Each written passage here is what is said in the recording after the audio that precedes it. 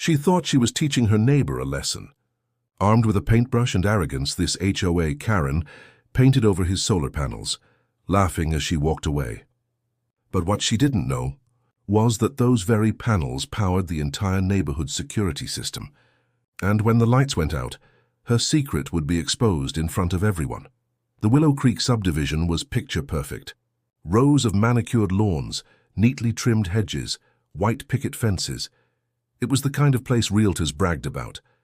But beneath the charm lay the iron fist of its HOA president, Karen Wilkins. Karen prided herself on protecting property values. But in reality, she thrived on control. Her clipboard was her weapon, and her letters, filled with threats of fines, were her bullets. Then came a new resident, Marcus Johnson, a quiet man with a brilliant mind. An environmental engineer, he believed in sustainable living. His pride and joy. A set of sleek black solar panels that gleamed on his roof. They weren't just for his house. No one knew it, but Marcus had designed them to power something much bigger. Karen hated the panels instantly. They're ugly. They ruin the neighborhood's look. And they're too modern. She brought it up at HOA meetings, rallied other board members, even sent Marcus formal letters demanding their removal. But Marcus, calm and measured, replied each time, "The panels comply with state law. And I assure you they benefit more than just me."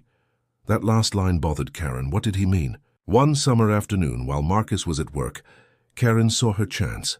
With a ladder, a can of thick grey paint, and that trademark smug grin, she climbed onto his roof. Brush stroke by brush stroke, she covered the panels, laughing to herself. "Let's see how you like your fancy gadgets now." By the time the sun set, the once shiny panels were buried under dull paint. Karen climbed down, dusted off her hands, and strutted home victorious. But the victory would be short-lived. That night, as the neighborhood settled in, something strange happened. Streetlights flickered, then went dark. Security gates refused to close. Alarm systems across the subdivision powered down. Within minutes, the entire neighborhood was plunged into chaos. People poured into the streets, confused and scared. Without the security system, their safe community felt exposed. And Karen? She sat smugly on her porch until whispers started spreading. Marcus returned home to a mob outside his house. Neighbors demanded answers. What happened? Why are the lights out? Where's the security feed? Marcus took a deep breath. This was the moment he had hoped wouldn't come like this. "My solar panels don't just power my home," he explained. "I designed them to power the entire neighborhood's security system.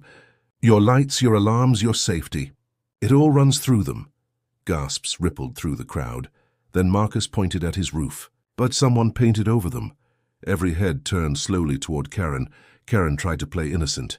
"What? I had nothing to do with—" But Marcus had proof. A tiny camera on his property had recorded her climbing the ladder, brush in hand. The footage spread like wildfire, neighbors gasping, some even shouting, "You put all of us at risk." "My kids were terrified tonight." "You could have cost us everything." Karen's smug mask cracked. For the first time, she was speechless. The board called an emergency HOA meeting. Marcus presented the damages, the cost to strip the panels, the losses from the blackout, and the breach in neighborhood safety. Karen had not only violated his rights but endangered everyone. The verdict: Karen was fined heavily, removed as HOA president, and ordered to personally pay for the restoration of the solar panels. Her reign of terror had ended, not with a bang, but with the flick of a paintbrush that backfired spectacularly. With the panels cleaned and restored, the neighborhood's lights flickered back to life. The hum of security returned. Marcus, once mocked for his ugly panels, was now hailed as the quiet hero who had kept the community safe all along. And Karen? She packed her things in shame, eventually selling her house and leaving Willow Creek forever. Arrogance blinds us to truth. Karen thought she was destroying one man's dream, but instead she exposed her own ignorance. Never underestimate someone who works for the good of all, because sometimes the quiet neighbor you mock is the very one keeping you safe.